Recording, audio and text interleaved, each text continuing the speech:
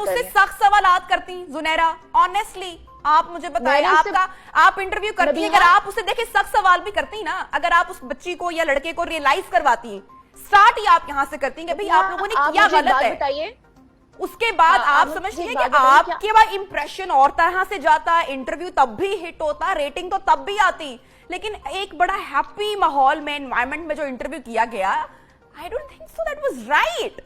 इतने आप मुझे बताएं, मेरा आपसे सवाल है जुनैरा जी, आप करेंगी अपनी फैमिली में, लेकिन जवाब देने का मौका दीजिए। मैं आपको सुन रही हूँ ना जुनैरा, मैं आपसे बिल्कुल सुन रही हूँ और मैं सवाल भी रख रही हूँ।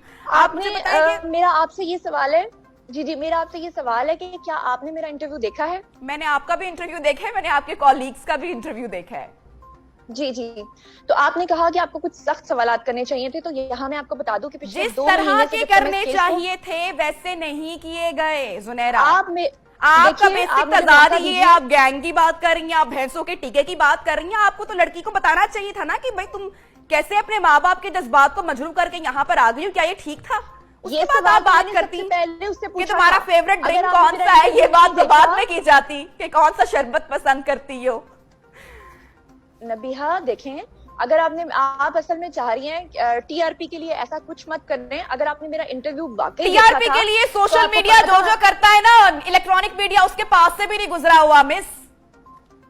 जी बिल्कुल आप ठीक कह रही हैं। मैं ये कह रही हूँ कि मैंने सख्त तरीन सवालात उससे पूछे और उसने उन तमाम सख्त तरीन सवालात के जवाब दिए। जुनैरा कौन सा सख्त सवाल किया? जरा मुझे रिकॉल करवा दें, मैं भूल गई हूँ, थोड़ी सी याददाश्त मेरी कमजोर है, हो सकता है मैं गलत हूं, मैं शायद भूल गई हूँ, आप रिकॉल करवा दें। यहाँ मैं आपसे पूछना चाहती हूँ कि आपने कहा कि आपने मेरा पूरा इंटरव्यू देखा और मैंने आपसे कहा कि मेरी याददाश्त कमजोर है, आप मुझे रिकॉल करवा दें, मुझे बता दें, मैं भूल गई हूँ।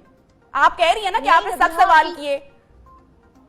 आपकी याददाश्त कमजोर नहीं है, बेसिकली आपकी टीम ने आपको रिपोर्ट कर दिया होगा। ओके, मुझे तो आपके पूरे इंटरव्यू में मैडम जुनैरा साहब सिर्फ एक ही बात नजर आई, आप कह रही कि मुझे जो सबसे बड़ा तजाद महसूस हुआ वो था कि गैंग का इल्जाम, नशा देकर आपको वालिदैन की तकलीफ पे तजाद नहीं हुआ?